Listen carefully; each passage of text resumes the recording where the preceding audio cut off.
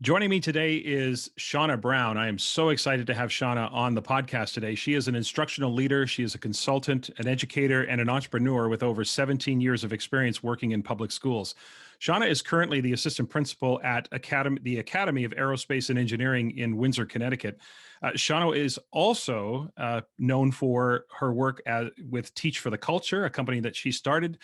Teach for the Culture is a brand dedicated to empowering and positively affirming its clientele by fostering a sense of pride in culture and self in the field of education and beyond.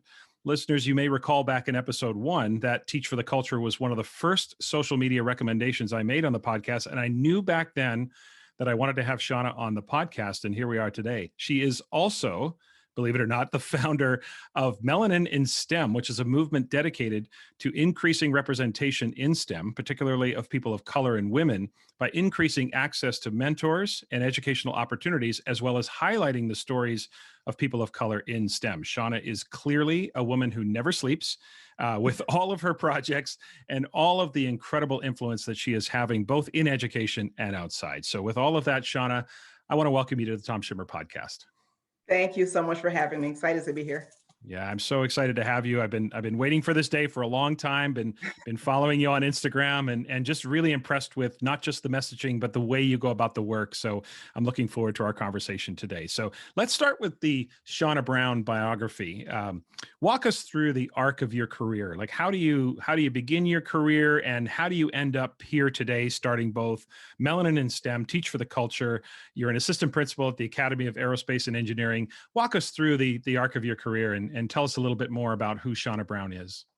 All right, sure. So surprisingly, I actually at age 3 decided I wanted to become a teacher. And at that time, I actually started doing things around setting up my dolls and pretending to teach them. By the time I got to age 11, I started a business, which was a babysitting club, because again, I was very interested in working with youth.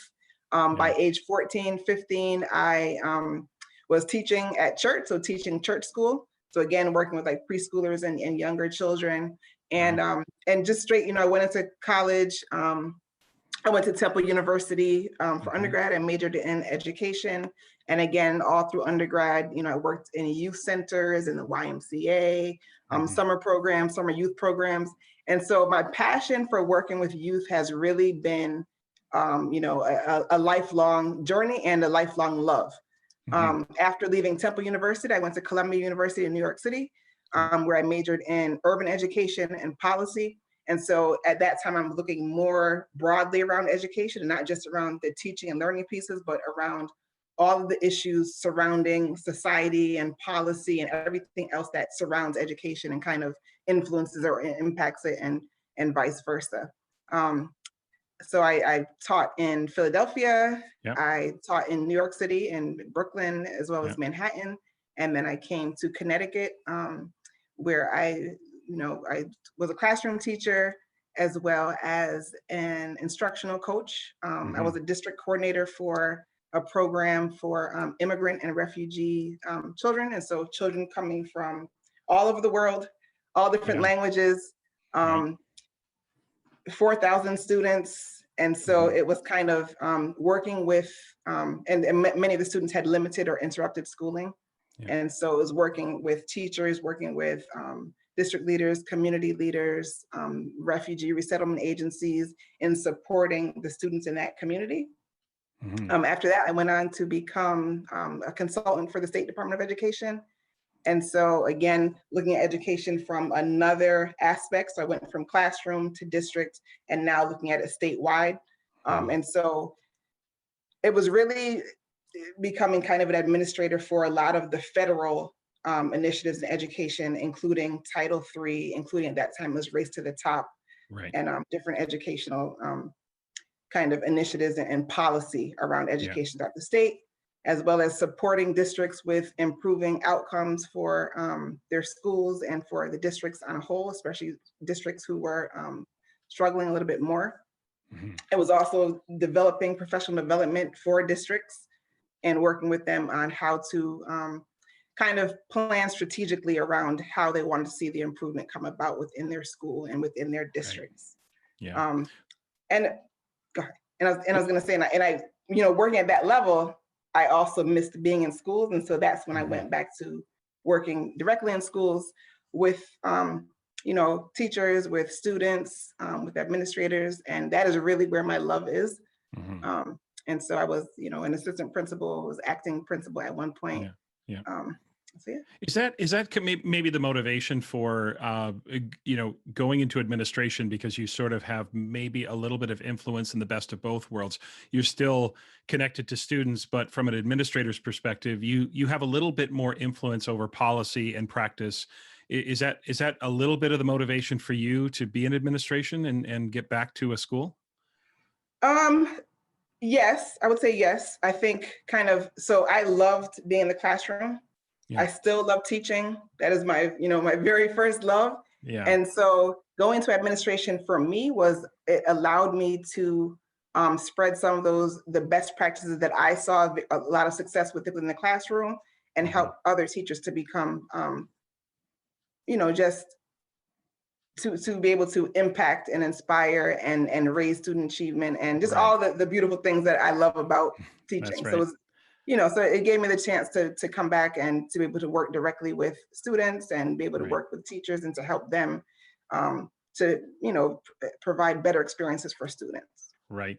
Before we dig into some of the questions I want to ask you today, in doing my Shauna Brown research, you cite your trip to Ghana as one of the most impactful experiences you had in your life, professional and personal. So tell us about that. Absolutely. So in the early 2000s, I had the wonderful opportunity I was awarded a Fulbright scholarship, a Fulbright fellowship. And so I was able to travel to Ghana, West Africa, with Mhm. 12 other educators from around the state. And we spent about 2 months there.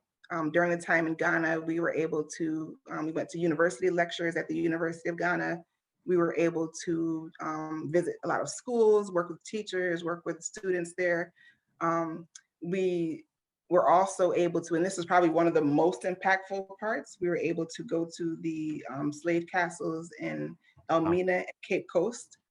And so going there for me, um, was it was almost spiritual, because being there and seeing what they call the door of no return, so the places where people were taken from Ghana and loaded onto ships.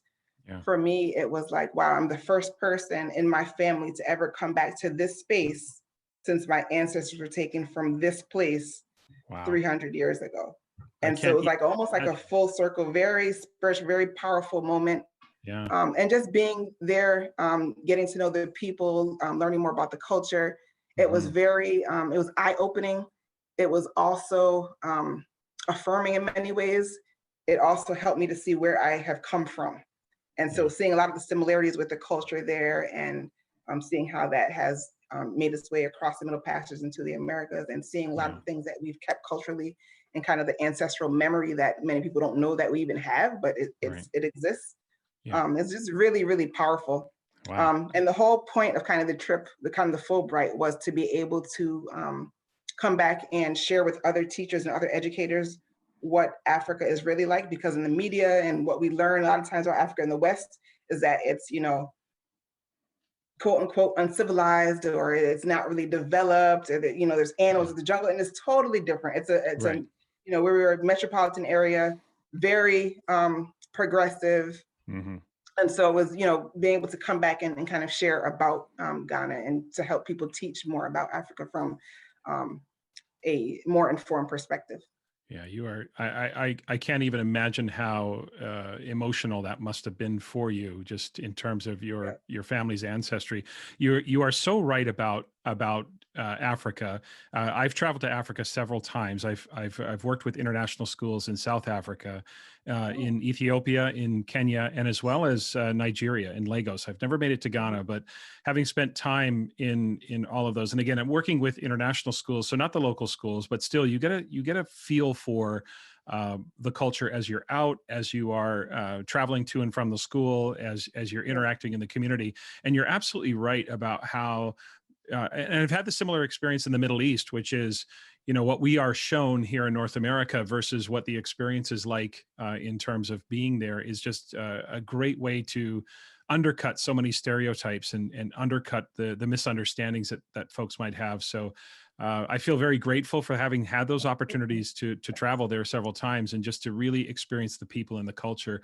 Absolutely. And yeah, and that's me. So I can't imagine for you, just in terms of your ancestry and your family, how Oh, yeah. impactful that must have been for you.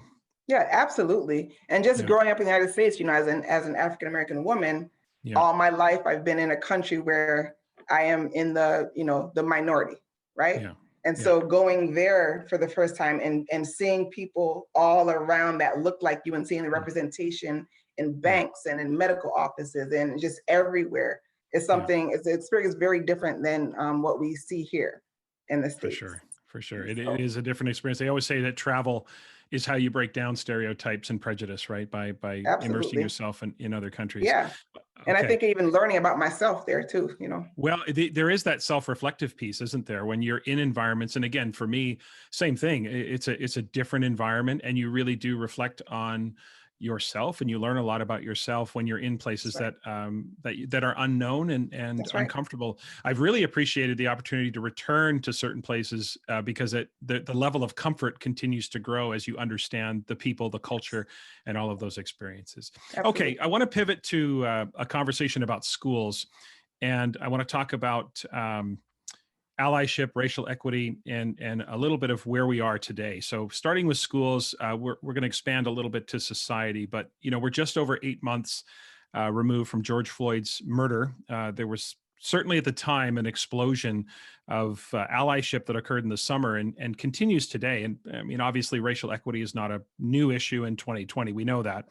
But Mhm. something did seem to shift in society, including in schools, where there seemed to be quite an intense and an acute reflection on systemic racism that seems to have occurred in schools. So I want to ask this question in two parts, and I'll begin with the first part. The Mhm. first part is, what has you feeling much more optimistic now about where schools are in general when it comes to addressing systemic racism than maybe just a year ago, last January, prior to the events of last summer? What has you feeling optimistic right now, Shauna? I think one of the things that has me feeling more optimistic is that there's definitely more awareness around issues of race and racial justice. Whereas prior to the events of the summer, they were, of course, many people have known what has been going on for years, but there Right. was more, I would say, less awareness from from certain groups. And so I think there's definitely more awareness around it. There's definitely more, I think, more discussions around it as well. Yeah. Not just the awareness, but people are more willing, are we have to pause that. But Yeah. people are more willing to discuss or engage in discourse around issues of race and racial justice, I think, Right. than they were prior to this year. Why do you think that is? Why do you what was it in from your perspective that was different about last summer? Why 2020? Um, why George Floyd? Why was that the because there have been so many incidents in the past. You go back Right. to Rodney King, you go back and Michael Brown and like so why Yeah. George Floyd? Why last summer? I think there's a combination of things, but I think one of them was the fact that we are in the midst of a pandemic. And Okay. so between March and May 26th or 25th, when it happened, Mhm. people were doing less. They were going out less. They had more time to just sit. They had less distractions. Mhm. They weren't, going to the gym as much and going to work in person in places. And there were Right. no sports on. It was kind of like a Right. time to just sit.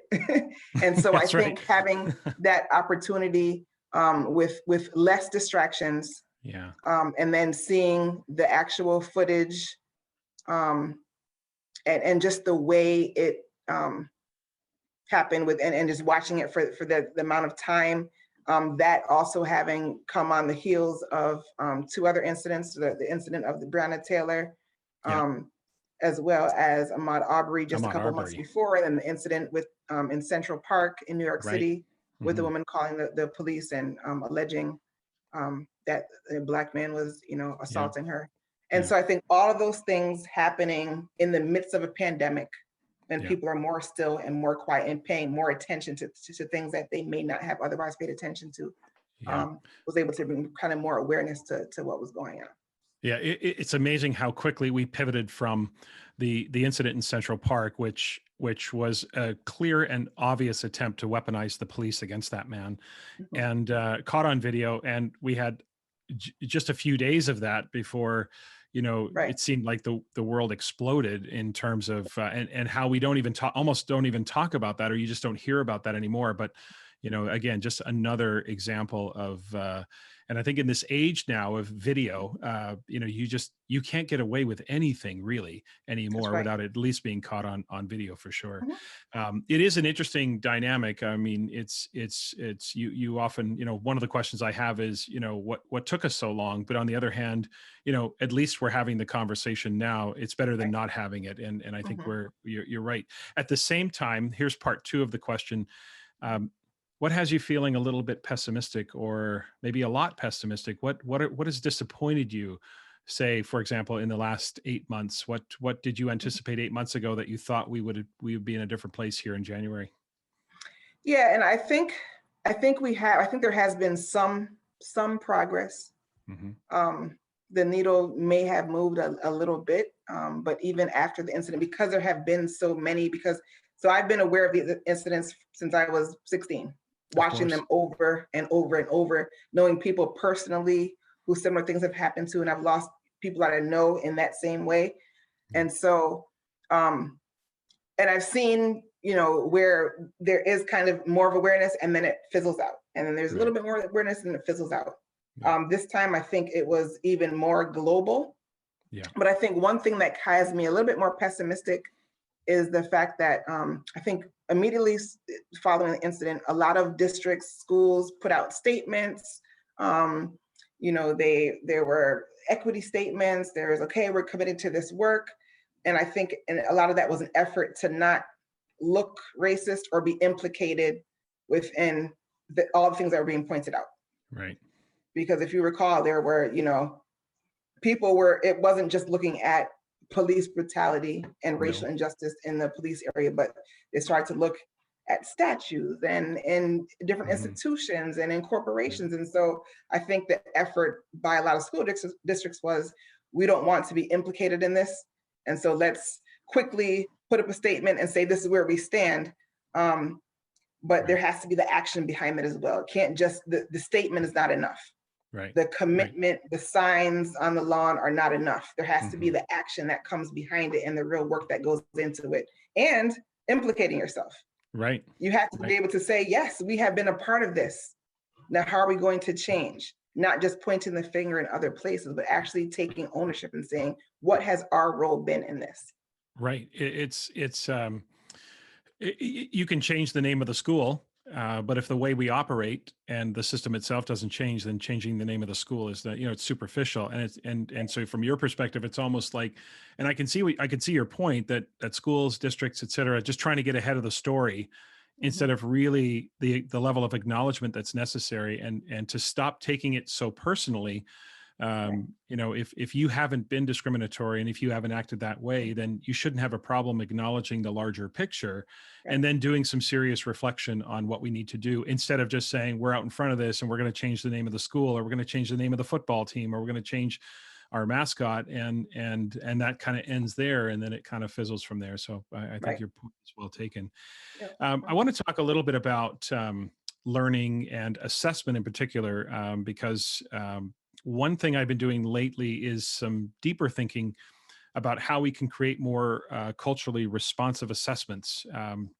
My area of focus is in assessment. And in particular, I've been talking and thinking about, and I've done a couple of think alouds on the previous two podcasts about how to incorporate storytelling into our assessment practices. And storytelling, of course, is embedded in indigenous cultures and many Right. African cultures. So I think there's a path forward to expand what we think is valid, authentic, culturally responsive assessment and culturally responsive evidence. So I'm wondering what your thoughts are on that. How do you think we can create more culturally responsive assessment systems? Yeah, so I think, and again, thank you for acknowledging that, storytelling has been a part of many indigenous cultures as well as African cultures for Mhm. centuries. And So, I yeah. think along with, and I'm glad that you have even brought up the point of assessment, because I think a lot of times in culturally responsive teaching or pedagogy, people kind of stop at the teaching and the more surface level as opposed to going deeper. And how are we assessing and acknowledging different types of learning, different cultures, different bodies of knowledge, and the way Right. knowledge is expressed. All of that Mhm. has to come into play when we talk about reforming or changing the way we're doing things in schools. Right. So, um, just we have to be able to expand what we view as kind of knowledge and ways of being and knowing, Mhm. and Mhm. then ways of showing what we know as well. Yeah. And I think storytelling, um, especially since it's been such a deep and embedded part of our cultures with in terms of African cultures and indigenous cultures, but I think Yeah. that could be a very powerful way of showing and showing what we know Yeah. and I assessing, you, I should say. I haven't really flushed out the idea entirely. As I told listeners, it represents more of a think aloud than anything. But and the title of those segments was atypical assessments. But one of the things that I asserted in those segments was they're only atypical if we have a very narrow view. Like if you look at learning through the lens of a white Eurocentric lens, then sure, storytelling feels atypical in that we value the stapled packet of paper and that we value the tangible. And yet we're really not talking about a zero-sum game here. We're talking about expanding. I think you use the word expanding as well, expanding what we accept as authentic evidence of learning that doesn't necessarily have to come from the written word. And so it's something I'm going to dig deeper into. And I may reach out to you, Shauna, and just bounce a few Sure. ideas off of you, because it's something that right now I'm in the midst of thinking about. How do we, because I think you're right. There's a lot out there about culturally responsive teaching, Mhm. curriculum, pedagogy, et cetera. But the question around assessment, about how can we become more culturally, and maybe it isn't just about responsiveness, but it's how can we be more culturally expansive That's about right. our assessment practices as well, right? Absolutely. Yeah. So stay tuned. You might get an email from me down the Send road. it. That's right. One of the expressions, before we pivot to more societal questions, because I am interested in your take on a few things that I've sort of heard recently, but one of the expressions you often use, especially on your t-shirts and your merchandise, and by the way, listeners, the Teach for the Culture merch is fantastic. So don't forget to check that out. One of the expressions I love is that joy and learning must coexist. So how do we do that? How do we get, from your perspective, how do we get joy and learning to coexist? Absolutely. So that is one of my, as you said, one of my quotes, one of my sayings, is something I deeply believe in. Um, as the classroom teacher, I kind of operated from that level. And Okay. so knowing that you don't have to just, education should be about fulfillment. It should be about being able to express yourself. It should be about being able to follow your dreams and feel a sense of joy, right? And You're so right. I think having that in a learning space kind of recognizes the humanity of students and the humanity of teachers and Mhm. educators. Joy is a natural, it's something that we should all be able to feel. It's something that, to me, again, should be included in the learning space. There Right. were so in kindergarten through fifth grade, I went to Catholic school.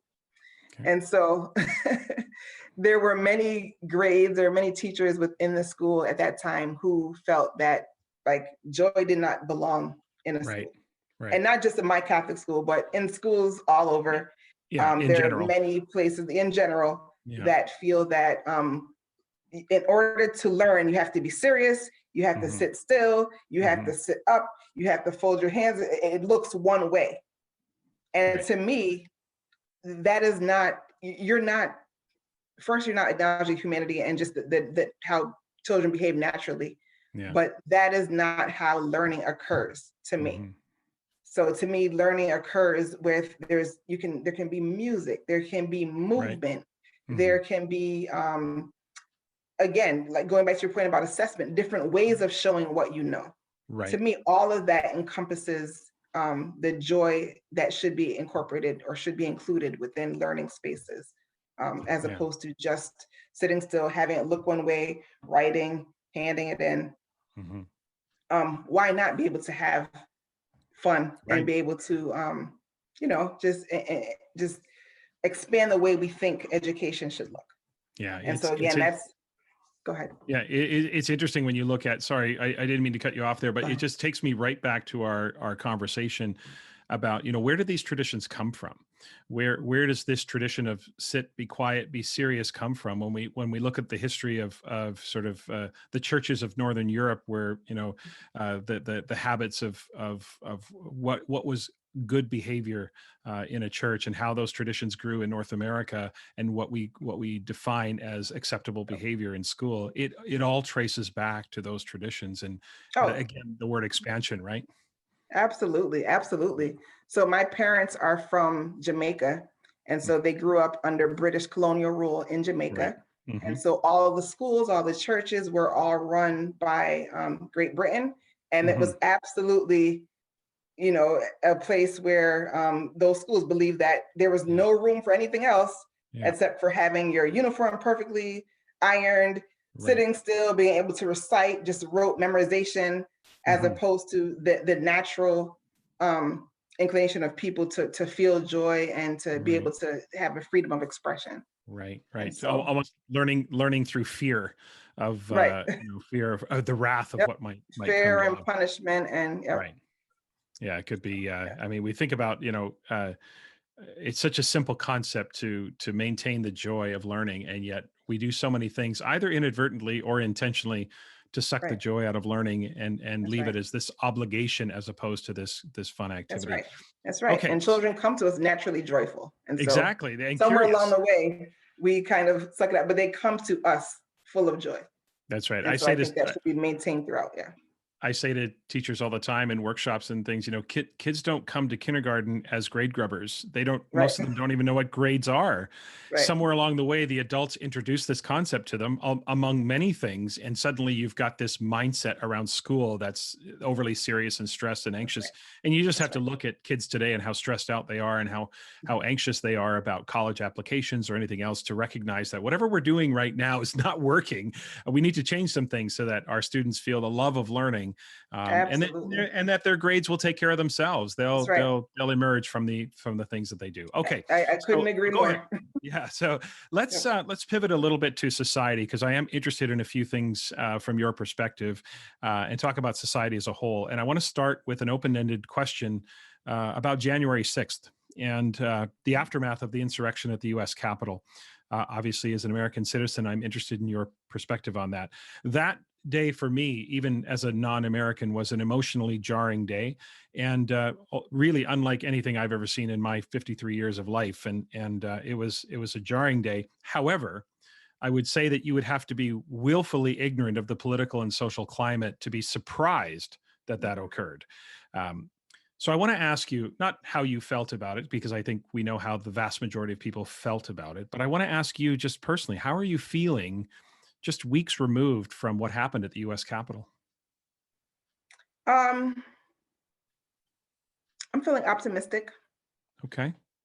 I think, um, that was it was a very horrible incident, of course. But again, it prompted even more discussions. It showed many people who have been in denial about the realities of white privilege. Right. It kind of exposed that again, just Yeah. showing how different people have been treated for you know with different incidents. Right. And so looking at how a lot of the protesters were treated over the summer, and then looking at what happened at the Capitol building. And Right. so again, it brought out conversations, it brought out more awareness. And so the reason I say I'm optimistic is because I'm hoping that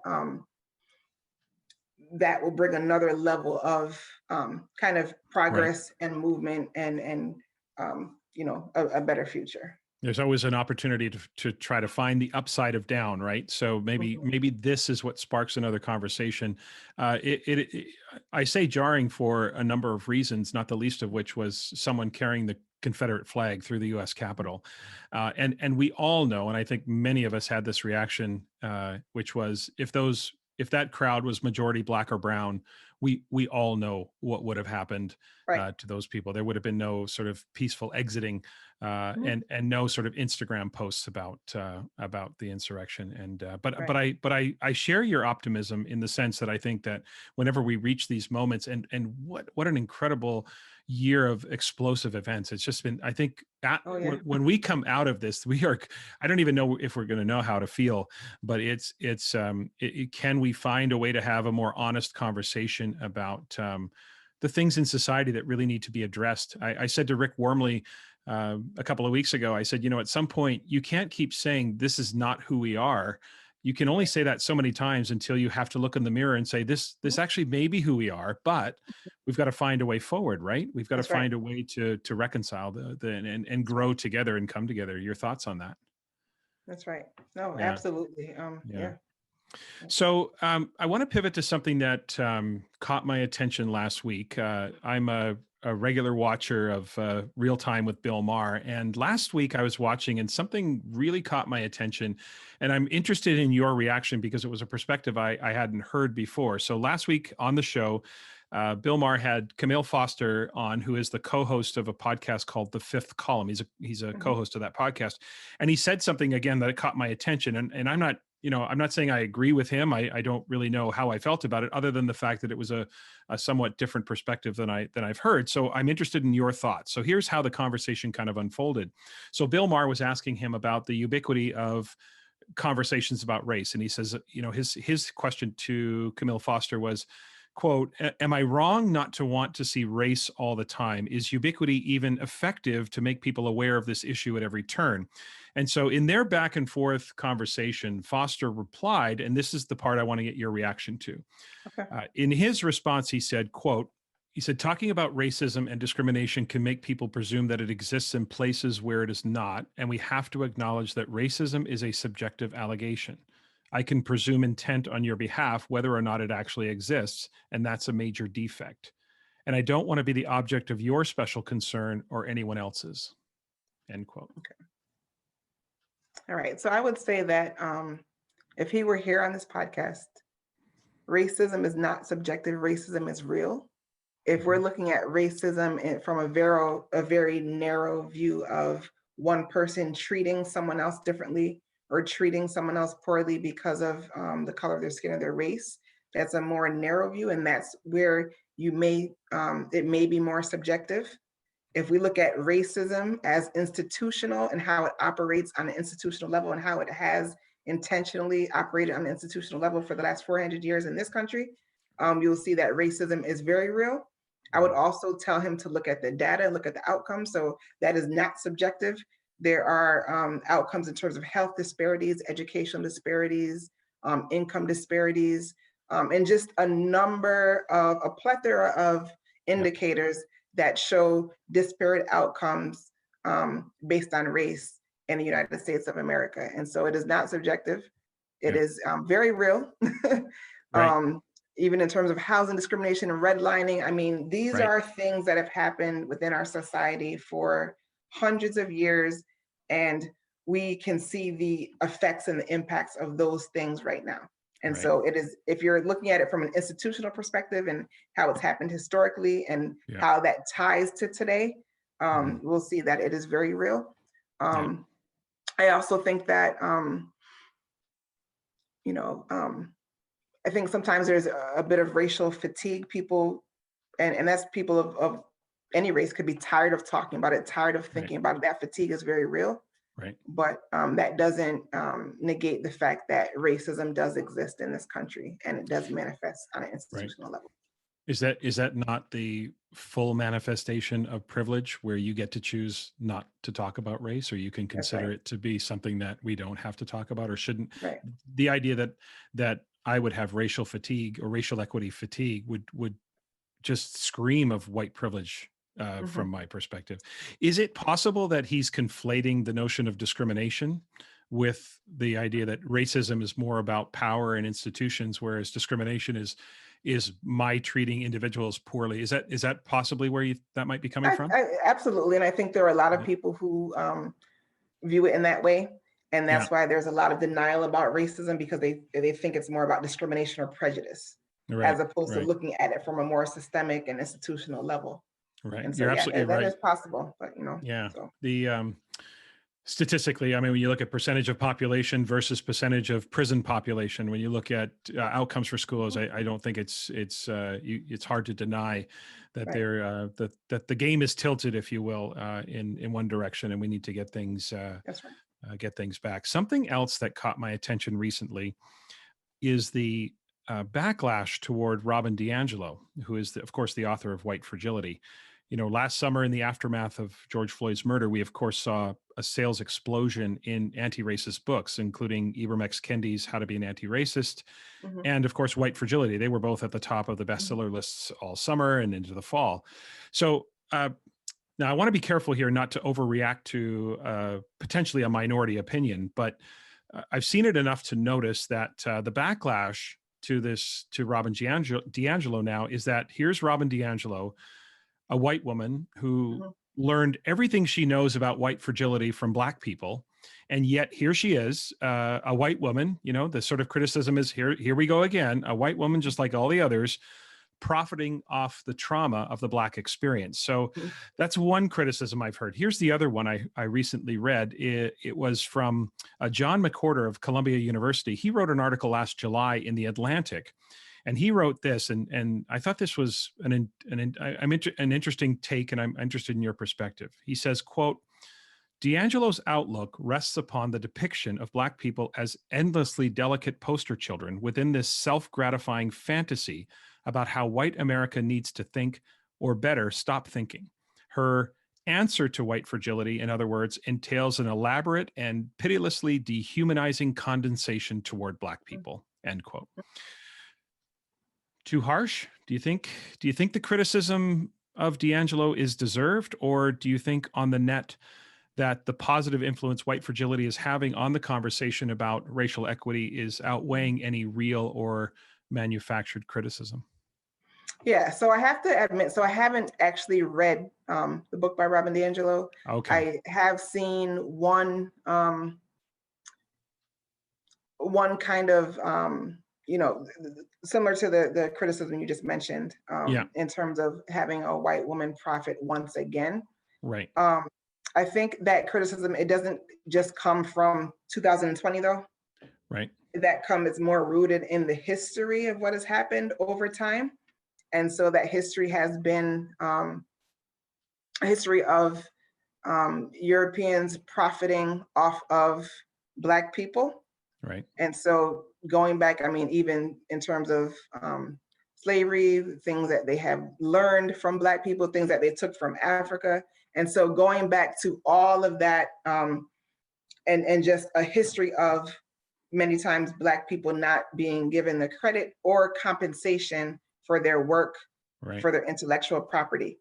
And Mm-hmm. so that, I think, that criticism probably comes from the history of that happening. It's not just about her, it's the history of how it's happened over hundreds of years, over and over. And so, and I think it also, I mean, but in 2020, I definitely saw that there's more awareness around people of color, especially demanding that they are compensated for their work, because that has been denied for so long Right. in Right. educational spaces and beyond. And it's, again, systemic. It happens all over the world, definitely all over the country. Yeah. Where that just, people of color, particularly Black people, have not been compensated for their work and their intellectual property. And so I think it stems from that. Yeah, it's interesting because in researching that criticism, I've seen both sides of the issue. The one assertion is, listen, until white people start paying attention to racial equity and racial justice, nothing's going to change. And if Robin DiAngelo, as a white woman, is the one to have white people sit up and take notice, then that's exactly what's necessary. And on the other hand, the criticism, of course, is what I just outlined to you, which is that here we go again.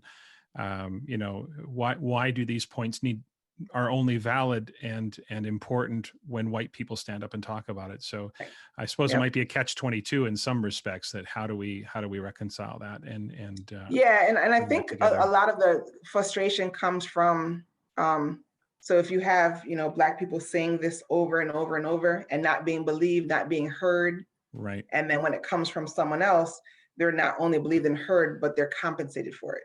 Right. And so, it just brings about more inequity in whose voices are validated, whose voices are heard, who's believed. A lot of racism is about not believing. Right. And so if you've had people for years saying, yes, this is an actual phenomenon that takes place, people say, no, no, no, no, no. And then a white woman comes along and says the same thing. And it's like, oh, okay, let's listen. Right. And we're going to make you, and now you're profiting as well. Right. And so I agree. It is a catch-22. It's good people are listening, but in order to, I think, really address and fix some of the inequities, Black people also have to be paid and compensated and heard and listened to and believed. Right. So. Right. Coming at the conversation from a starting place that not of cynicism, but of we believe you, and finding ways to engineer that conversation without, I suppose, appropriating ideas. I mean, I don't know her. I haven't listened a lot to her personally.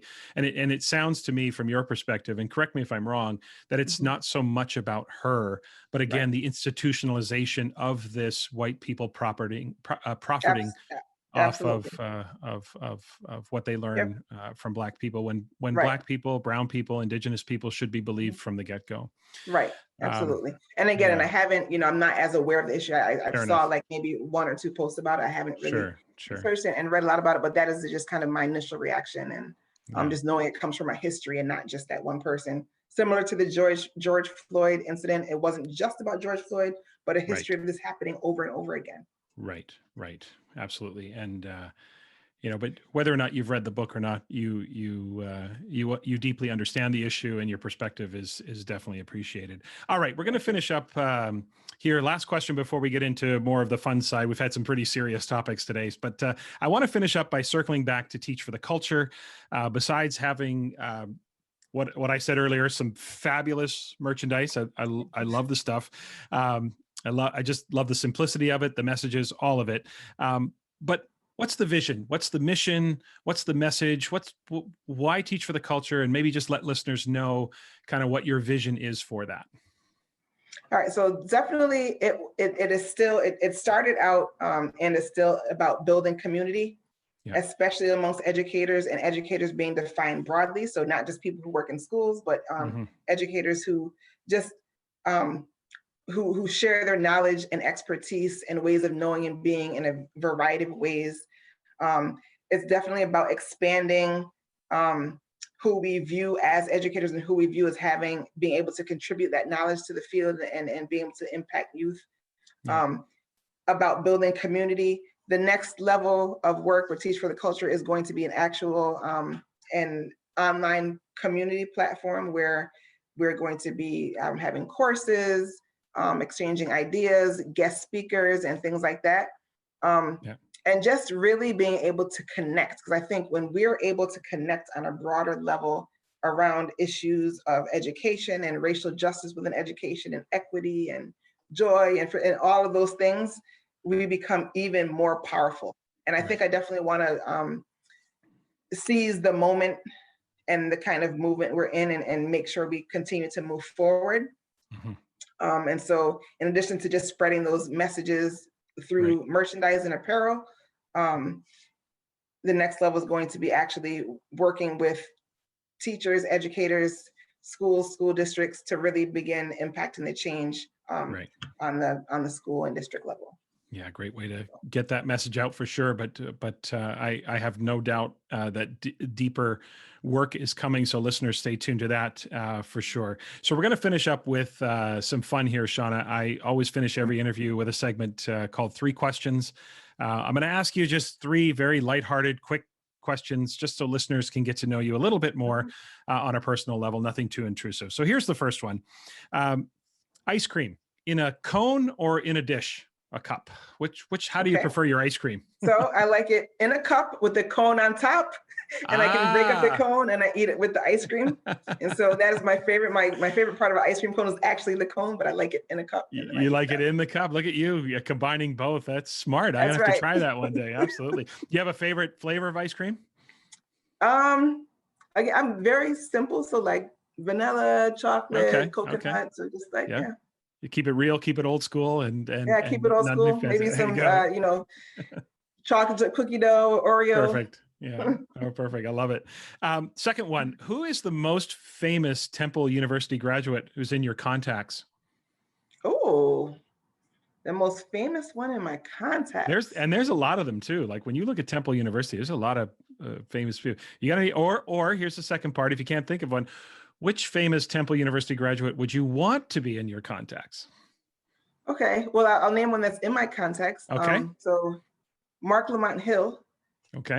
He also went to Temple University. He's actually back there as a professor right now. Okay. And he taught at Columbia University as well, my other alma mater. So I would go with that one. Okay, awesome. And the last one here, Shauna, is if there was a movie made about your life, which actor would you want to play Shauna Brown? Which actor would I want to play? Ooh, I would. This is a trick question, so I really want to play myself.